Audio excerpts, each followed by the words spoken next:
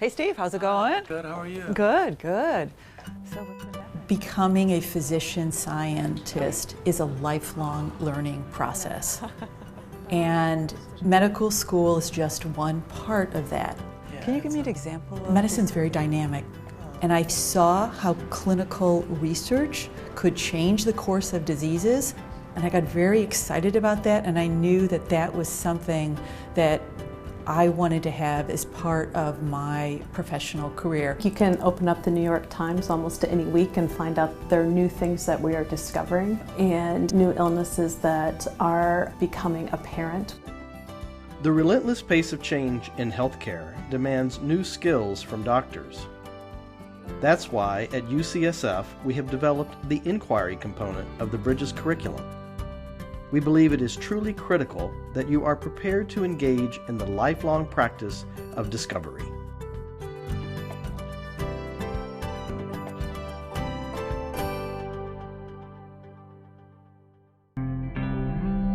In 1981, the CDC reported the first 5 cases of AIDS.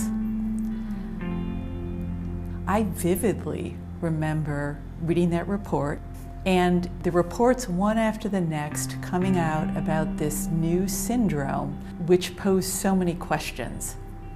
I was really drawn to UCSF to do my residency in internal medicine. It was ground zero for the HIV epidemic. The exciting thing about UCSF is that we have experts in really any domain of investigation you can imagine. The students who come in are going to have the opportunity to work with the world's best on wherever their passion is. Okay, so for our agenda today, we are going to start out with a CHC and testing update. People at UCSF in California, they're not concerned about a person's pedigree. They're concerned about what you think about the problem and getting to a solution. I tell my students every day when you see a patient, every day when you walk in the hospital, you could be the first person who sees something new. At UCSF, we recognize that solving today's challenges in healthcare will require collaboration between experts in many different domains of science. The Bridges curriculum begins by introducing students to the methods of discovery in the UCSF 6 domains of science. You will learn how to ask and answer questions in each of these domains so that you can be prepared to collaborate or lead discovery for the healthcare problem that is most interesting to you.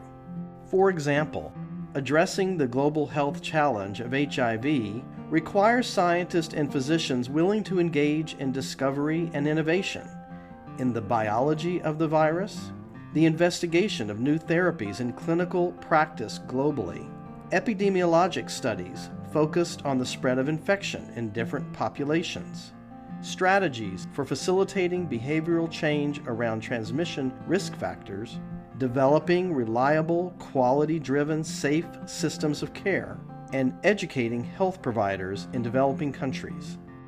One of the things that's exciting about this is that we're going to have students have at least a baseline knowledge of these different domains and then be able to develop their own expertise and really work at a very high and interactive level.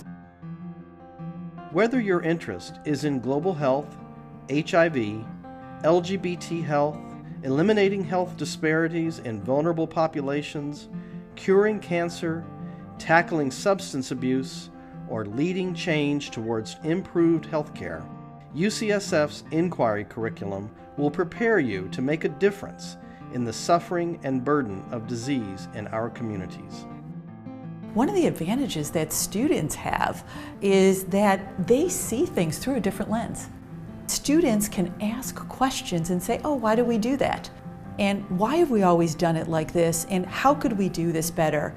Our role as mentors isn't to train a person to be like us. Our role is to support them to find something that they're going to be the expert at. One of the really cool things about inquiry is that it's built into the actual 4-year curriculum. They'll get time for some speed mentoring so they can meet a number of different people. And then if they're interested in one particular domain, a retreat with the people who are really the experts in that area. What I'm passionate about is figuring out ways to develop systems that help us treat non-communicable diseases like hypertension and diabetes in places like India and Africa. We have a project that I started a couple of years ago in rural Africa in Kenya. And our first project is to see if we can shut down the HIV epidemic by bringing health care to people through health campaigns. So this was where we found an uncommon partnership where HIV is now this very lifelong disease, similar to hypertension and diabetes. And why not use existing resources that we've developed already for HIV and tag on hypertension and diabetes and other diseases so that we could treat them together? This is really about learning things and then actually analyzing it and thinking about it critically and being curious about what you're learning and what things aren't known and how do we go about figuring those things out. This is about habit of mind. Having that exposure across the 4 years of your medical school training will really impact what you're going to do with the rest of your training after medical school. Whether that's residency, whether that's fellowship, figuring out what things really you're passionate about and what's going to drive your career forward. Working with Dr. Havler was remarkable for many different reasons. One of the things that I appreciate about her now is that she wouldn't give me the easy answers. She wanted me to struggle with questions. And that really, I think, makes me a better clinician now and also a better researcher now because I have the tools to think about problems myself before I take them forward to my mentor. I want to enable Prashant to have wings and to grow and to be one of the leaders in non-communicable disease in the world. Our hope at UCSF is that we can train people that are not only going to be phenomenal clinicians for their own patients, but also impact the health and well-being of lots of patients beyond their own. There's people in all disciplines all around this university tackling big problems. And I guess my personal belief is that by bringing interdisciplinary collaborations together, which go outside of our scientific world, our medical world, our comfort zone, that we are going to be able to tackle the big problems in front of us.